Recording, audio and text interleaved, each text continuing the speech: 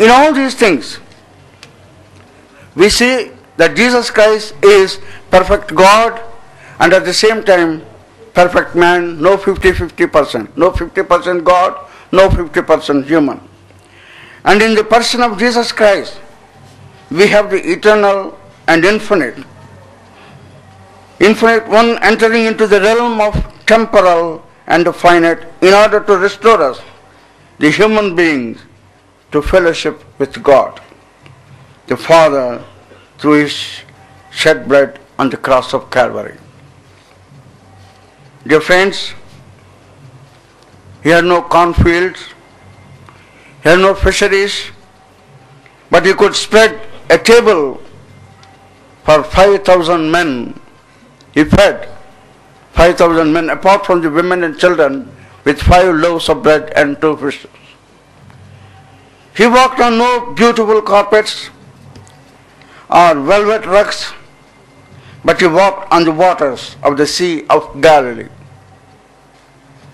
He wrote no book, built no church house, no monetary backing even to buy the loaves of bread and fishes to feed 5,000 people at one time. But after 2,000 years, He is central character of human history. My next question is, was Jesus Christ a God or God? Let me repeat once again. Was Jesus Christ a God or God, inverted commas? We can also put the same question in other words. Was Jesus Christ merely divine or was He God? The answer to these two questions is found in the Gospel according to St. John, 1st chapter, verse 1, section C. John very clearly indicates that the Word, Jesus Christ, was before the beginning of the world and it was eternal.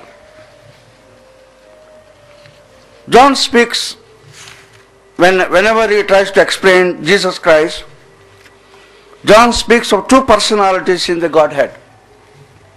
2 personalities. In this connection, I want to remind that though we confess Trinity, doesn't mean that we believe in 3 gods. We believe in triune God, one God, revealed in 3 dimensions. God the Father, God the Son, and God the Holy Spirit. Not 3 gods, only one God. Well, when John speaks about these 2 personalities of the Godhead, it always keeps in mind co-equal and co-eternal. Co-equal and co-eternal, but not dependent on each other. The incarnate Christ, the revelation of God's grace, reveal the continuous existence of Jesus Christ as God. That's why John repeatedly used this word, and the Word was God, full of grace and truth. By now we understand that the Word, who was the Word? Definitely we understand that the Word is none other than Jesus Christ, incarnate Jesus Christ. He was a personality independent from the Father, but eternal fellowship and relationship with God. It's not merely divine, but God. We have to understand these 2 concepts, divine and God. He is not merely divine, but God in all His fullness and essence. There are 2 Greek words explaining Theos. In its adjective meaning, it is simply divine. There is also another word, Theos, Theos, it's a noun form, it is God. When we use the word Theos in the adjective form, it simply means divine. But if you use the word noun, Theos, it is God. These two terms are not interchangeable. What is divine is not necessarily God, but God is always divine. I want to make this point clear. John declares again and again that He is God, He is deity, who became humanity without ceasing to be deity. In Jesus Christ did not merely have divine attributes, but He was God in His essence and in nature.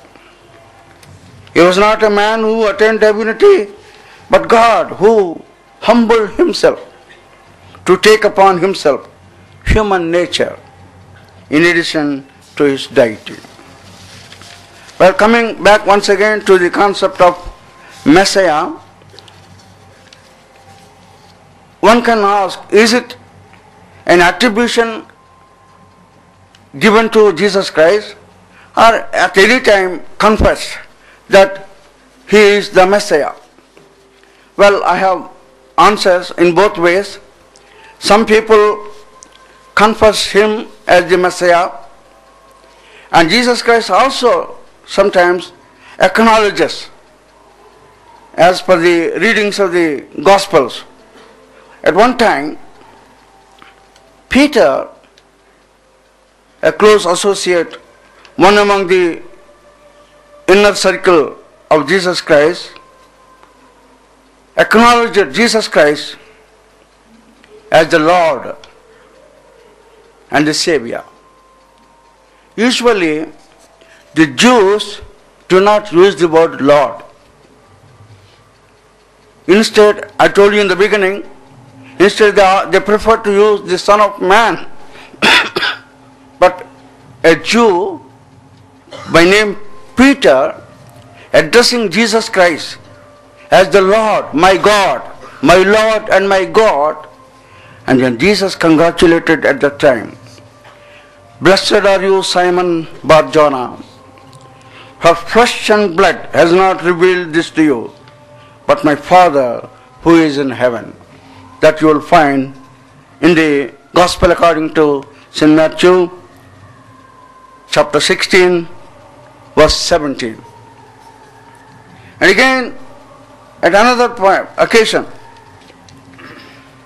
Jesus Christ revealed Himself as the Messiah, as you find in the Gospel according to St. Luke, 22nd chapter, verse 29.